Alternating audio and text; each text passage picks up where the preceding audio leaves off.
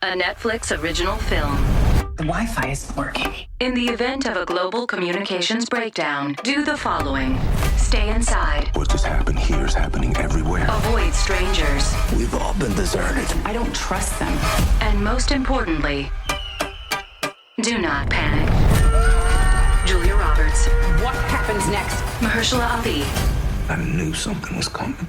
Leave the World Behind. Rated R. Now playing only on Netflix. Today on CityCast Portland, expert outdoor adventurist Norther Emily answers all of our questions for where to go to have the best snowshoeing experience in and around Portland. She's also sharing some pretty good advice for how to stay warm while tromping out in the snow. It's Monday, December 11th. I'm Claudia Meza, and this is what Portland's talking about.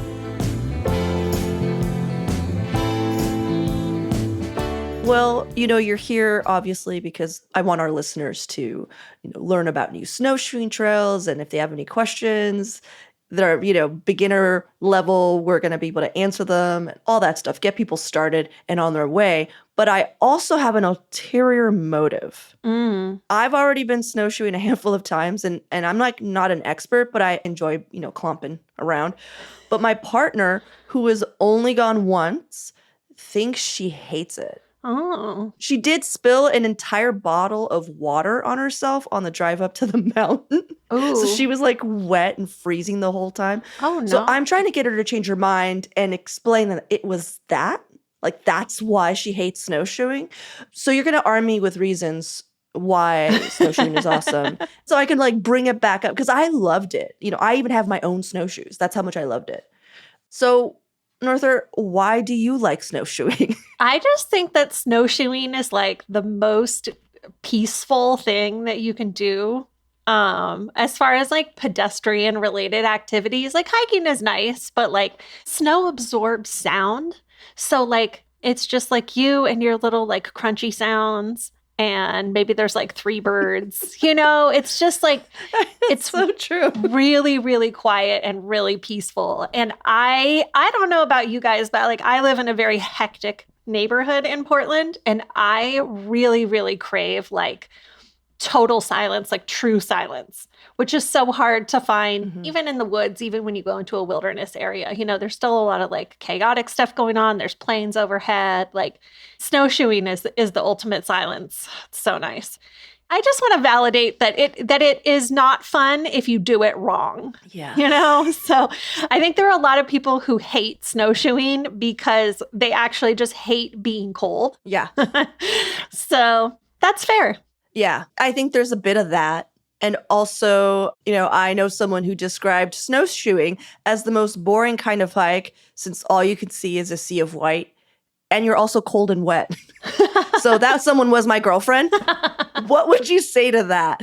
You definitely can choose more scenic snow hikes, right? More scenic places to go snowshoeing. If the sea of white doesn't call to you, that's fine. Being cold and wet, though, is just that's just not having the right gear, poor planning. That's not snowshoeing's fault, I know. So let's talk about some scenic snowshoeing trails. Would it be cool if we picked them from easy, medium, hard? Yeah. What is a good, all right, I just rented my snowshoes. I know the conditions are good today. Where are we going to send them? I think the best introduction to snowshoeing would be Trillium Lake.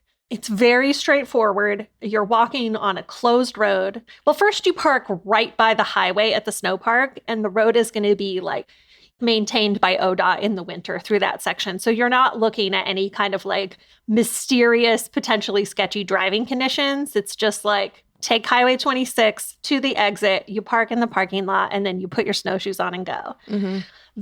You hike in on the road, and the road is not that great, but then you get to Trillium Lake, which is one of the most heavily photographed destinations on Mount Hood. You have a beautiful view of the mountain. If the mountain is out, you still have a beautiful lake, and then you just do a little loop around the lake, and then you go back to your car. It's dead flat.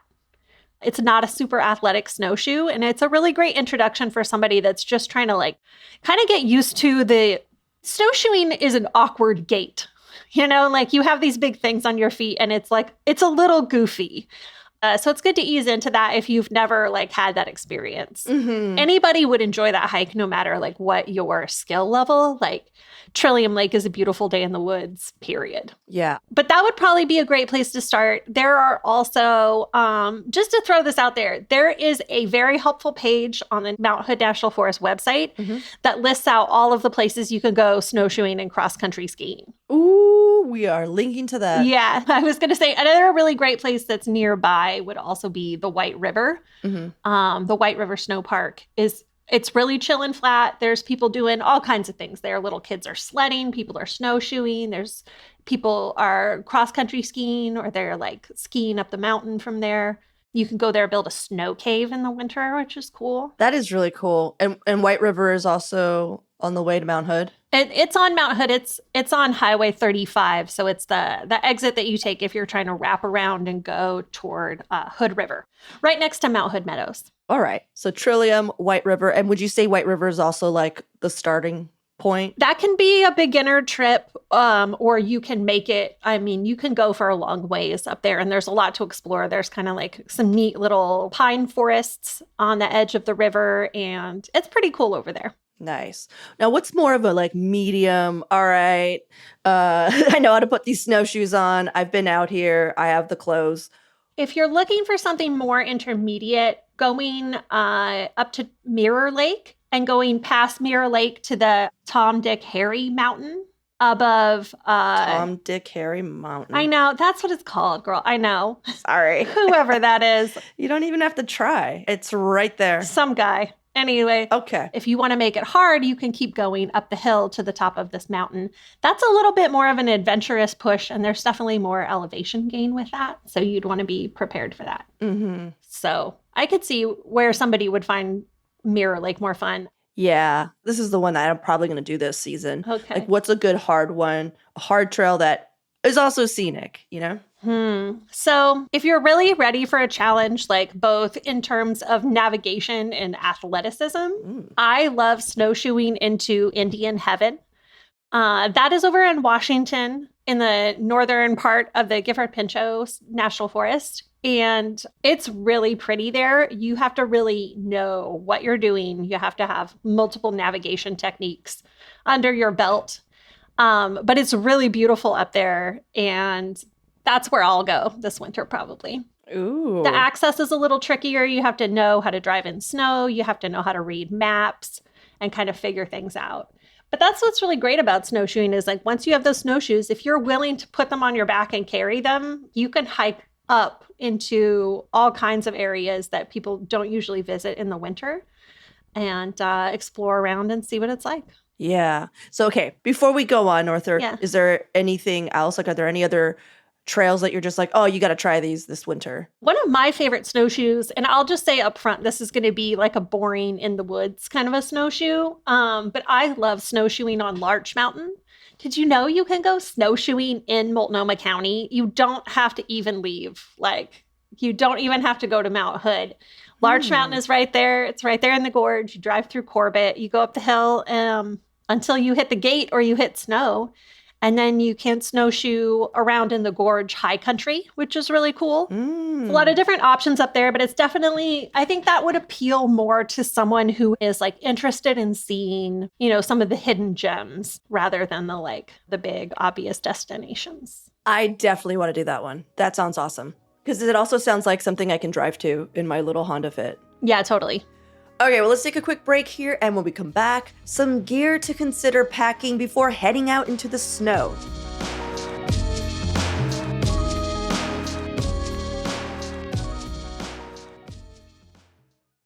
Well, can I tell you what happened the last time I went snowshoeing? Yeah. Like 5 minutes in, I just took off my snowshoes, like you mentioned, because it was easier to walk, because it was just like dense and crunchy, and I was like, I don't need these snowshoes. It was actually harder to snowshoe on it. And it was kind of annoying because I had to lug my snowshoes up an otherwise beautiful hike around Mirror Lake. And so what should I be looking for? Like, what are the most ideal snowshoeing conditions? Like, how can someone predict if it's like a yak track hike or a snowshoe thing?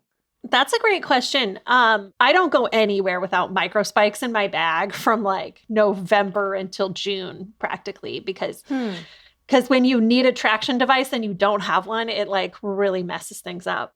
I bring enough gear for probably 3 people every time I leave the woods because having multiple options on hand is always a good idea so that once you get to the parking lot, you can get out of the car and be like, I need this layer and this layer. I need this jacket. Like, you know, sometimes it's hard when we've been inside too long to imagine what it's like to be cold again, too. So, so true. Like, yeah.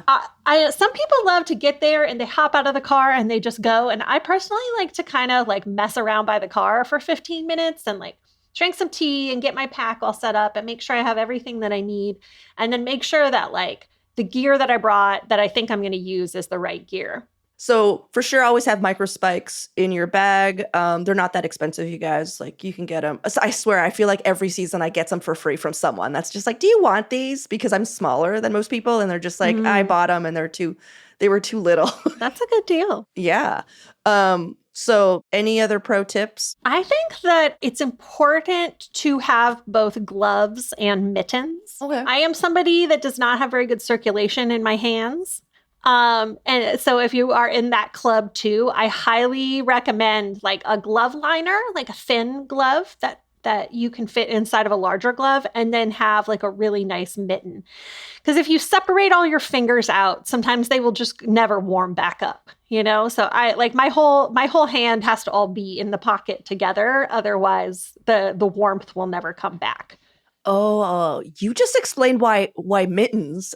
I never got them, and now that makes sense. I mean, they're goofy. I just thought it was for cuteness. Like, I was like, oh, and then you have the ones without the fingers because adorbs. Yeah. Oh my God, that makes so much. I'm from like the desert. I don't know things when it comes to not dying in the cold. So I didn't know that's what's up with mittens. Oh my God. Oh, and that's why they got the little like convertible top. Yeah. So you're just like fingers. Yeah. Oh. I once went snowshoeing up at Frog Lake and I was hanging out with my friend. We had like snowshoed to the lake and we were like, you know, goofing around, having snacks. And I wobbled and I lost my balance and I tipped over and I caught myself like with my hand in the snow. And then 5 minutes later, like I didn't do anything for my hand. I was just like, oops, no big deal, wipe it off. And then all of the heat drained from my hand and my hand got so cold that I actually got nauseous. And we had to like stop the snowshoe and my friend had to pull out her like mountaineering mittens and like rip open one of those hand warmer things and put my hand inside of it. And I was like, I was gonna throw up because the circulation had drained from my hand. So you can actually get like extremely nauseous. Oh my. Yeah. So keep your gloves on, keep your mittens on, and take very good care of your hands and feet when you are in the snow because you do not want to end up in that situation. That was such a like goofy rookie thing that I did. That's good to know. I had no idea. Yeah. Anything else before we head out into the sunset, Norther? I think the last best piece of advice I could give is just that it is a lot easier to stay warm than it is to get warmed back up. And I actually teach a whole class on how to stay warm without a fire. When I work with people one-on-one, like the biggest obstacle I see is not that people don't know basic things like to wear gloves or to have the right layers, but they don't possess the body awareness necessary to notice like, oh, I'm getting a little bit colder here, or like my hands are starting to kind of like get too cold and I need to wiggle my fingers a little more. Like actively participate in like keeping your body warm and moving and pay attention to how you feel so that you don't suddenly realize that you are uncomfortably cold and not having a good time. Yeah. That's a really good piece of advice. I just thought of one more thing, Norther. Yeah. You may or may not know, but I own my own snowshoes. But for those who don't and maybe want to try this out, like, do you recommend where people can get some snowshoes to rent them or anything like that? Oh, yeah. There's a lot of places that you can rent snowshoes. They have them at Next Adventure. They have them at REI. They probably have them at Mountain Shop. It's pretty easy to rent a pair of snowshoes. And in my experience, like a lot of people have them and only use them once or twice a year. So like if you have any outdoorsy friends that are about your size, like most people are more than happy to loan you a piece of gear that's pretty hard to break and only gets to see the snow once or twice in a season. So yeah. Okay, cool. You know, for our shorter, our more petite friends may be happy with a kid's pair of snowshoes, which are less expensive and also lighter weight. So if you're like, I'm taller for a girl, but like I have a friend who's, you know, like 5 foot or whatever, and she always buys children's mountaineering gear. Nice. I'm 5'3.5", so Yeah, almost. you might get away with it. My 11-year-old's taller than that, so 5'3.5". yeah, he's a big man. 11? I know. And he can dunk on me? Yeah. I do not like starting my day off that way, Norther, but thank you.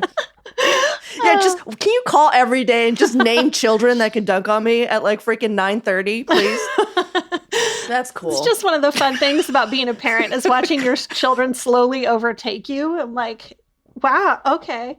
I gave him a pair of boots to wear the other day, and I was like, here, put these on. He's like, these don't fit me. I'm like, do you wear a size 10? A size 10 shoe? Is that what you're telling me right now? Good Lord. He's like a short man now. It's terrifying. All right. Let's wrap this up. Norther, as always, a pleasure to have you. Thank you so much for coming on here, helping me sort all of this out, and giving us some great suggestions on where to go snowshoeing. Yeah, thank you so much. It was fun.